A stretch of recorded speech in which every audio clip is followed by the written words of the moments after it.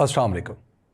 अप्रैल 2022 में जब इमरान खान की हुकूमत गिराई गई तो तहरीक इंसाफ से ताल्लुक़ रखने वाले सभी लोगों पर मुकदमे बनना शुरू हो गए। ज़्यादा मेहरबानियाँ उन लोगों पर थी जो हुकूमत में रहे थे, सो उन्हें ज़्यादा और संगीन नोयत के मुकदमात का सामना करना पड़ा।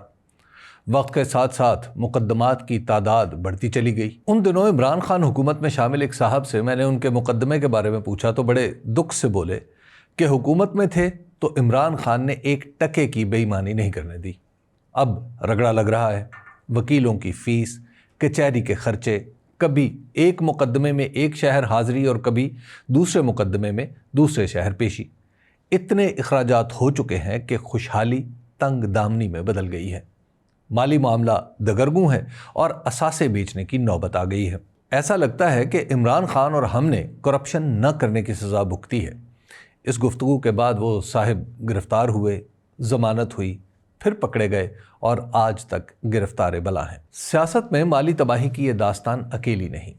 पंजाब असम्बली में कायदे हिज़्ब इख्तिलाफ अहमद खान भच्चर बता रहे थे कि उनकी 100 एकड़ पर खड़ी कमाद की फसल काटने ही नहीं दी गई।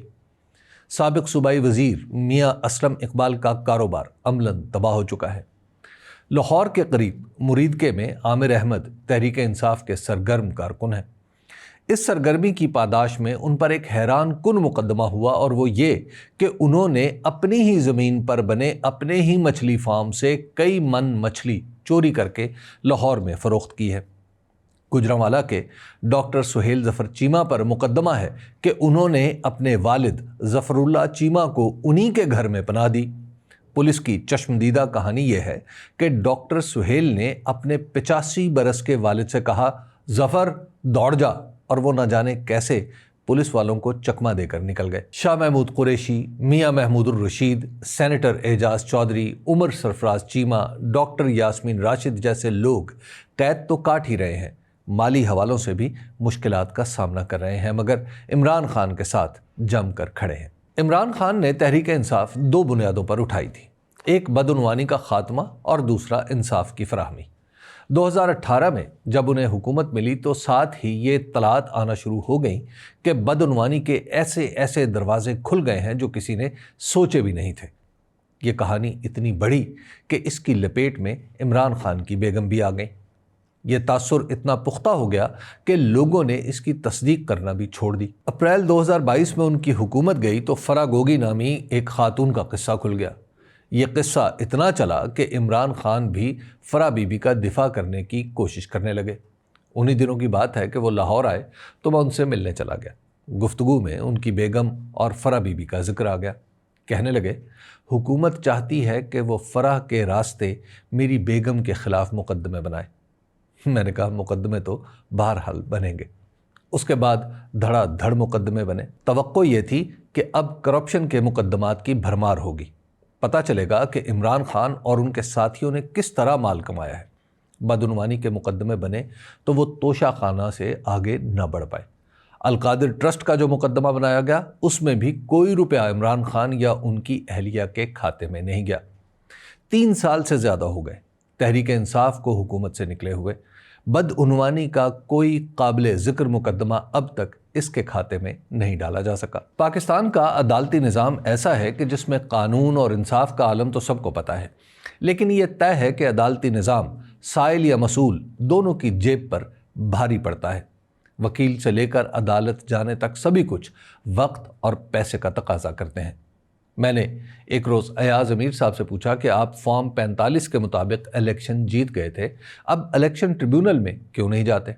कहने लगे, पैसा अपने पास है नहीं कि अदालती निज़ाम की ज़रूरत पूरी कर सकें, और तारीख़ बताती है कि मुकदमा कर भी दें तो कुछ होना नहीं, इसलिए वक्त का ज़िया भी होगा, लिहाजा चुप रहना ही बेहतर है। अयाज़ अमीर साहब की दरवेशाना तबीयत को ये रास है, मगर तहरीक इंसाफ वालों की अक्सरियत सब कुछ बेसमर समझते हुए भी कानून के रास्ते पर ही रवां है।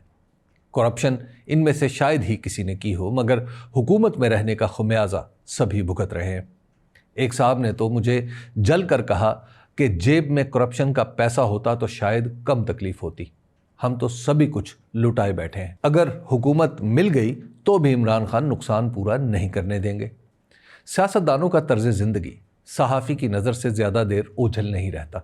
جن لوگوں کی بات ہو رہی ہے سبھی خوشحال لوگ ہیں، مگر ایسا بھی نہیں کہ اندھا پیسہ ہے۔ بس اتنا ہی معاملہ ہے کہ جلسے جلوس میں اپنی گاڑی پر چلے گئے اور دو چار کو ساتھ لے لیا۔ ان لوگوں کے لیے یہ مقدمے ہی ان کی خوشحالی ختم کرنے کے لیے کافی ہیں۔ عمران خان کی سیاسی جماعت کے منشور کا دوسرا اہم ترین نقطہ انصاف رہا ہے۔ ظاہر ہے انصاف کی بات ہو تو عدالت کا ذکر بھی آئے گا۔ جب عمران خان پر کئی مقدمے بن گئے تو کچھ صحافیوں کی موجودگی میں انہوں نے کہا کہ میں سب کچھ عدالتوں پر چھوڑتا ہوں، وہی فیصلہ کریں گی۔ مجھے حیرت اس بات پر تھی کہ اتنا سب کچھ ہو جانے کے بعد بھی عمران خان اپنی تقدیر عدالتوں کے حوالے کرنے کے لیے تیار ہیں۔ میں نے انہیں کہا، آپ کا عدالتوں پر بھروسہ قابل داد ہے۔ میرا ابتدائی تاثر تھا کہ انہیں عدالتی معاملات کا پورا علم نہیں، لیکن بعد کی ملاقاتوں میں یہ خیال بدل گیا۔ عمران خان کو عدالت کے ایک ایک جج کے رویے، انداز فکر اور گہرائی کی حد تک معاملات کی خبر تھی۔ میرے سامنے انہوں نے صرف ایک ہی جج پر اپنے تحفظات کا اظہار کیا اور وہ تھے قاضی فائز عیسیٰ۔ ان کا خیال تھا کہ قاضی فائز عیسیٰ جج نہیں بلکہ ان کے خلاف ایک وکیل ہے۔ وقت نے یہی ثابت کیا۔ اس شخص کے عدلیہ میں ہوتے ہوئے عمران خان کو عدت کے معاملے پر سزا سنائی گئی، ان کی پارٹی سے انتخابی نشان چھینا گیا، ان کی مخصوص نشستیں نہیں دی گئیں۔ وہی شخص تھا جس کی نگرانی میں 26ویں ترمیم کو عدلیہ کی خود مختاری کا کفن بنا دیا گیا۔ یہ سب کچھ اب کسی اندیشے پر مبنی خیال نہیں، امر واقعہ ہے۔ اس کے باوجود عمران خان یہی کہہ رہے ہیں کہ عدلیہ کو خود مختار کیا جائے اور وہی ان کے فیصلے کرے۔ یہ اعلان اس سے پہلے پاکستان کی تاریخ میں شاید ہی کسی نے کیا ہو۔ پاکستانی ریاست کی کمزوریوں کی وجہ سے یہاں کا معاشرہ تعلق پر چلتا ہے۔ چھوٹے سے لے کر بڑے تک سبھی ایک دوسرے کے ساتھ کسی نہ کسی تعلق میں بندھے ہوتے ہیں۔ اس لیے پاکستانی سیاست بھی اسی اصول پر چلتی رہی ہے۔ تھانہ، تحصیل اور ضلع سے لے کر بیرون ملک تک تعلقات کا ایک جال بچھانا پڑتا ہے۔ سیاستدان حکومت میں ہو تو یہ جال اس کے مخالفین پر جا پڑتا ہے۔ اگر خود سیاستدان مصیبت میں ہو تو یہی جال نیٹ ورک میں بدل جاتا ہے۔ اسی نیٹ ورک سے جیل کی سلاخیں موم ہو جاتی ہیں اور سزا یافتہ شخص بھی 50 روپے کے اسٹامپ پر لندن پہنچ جاتا ہے۔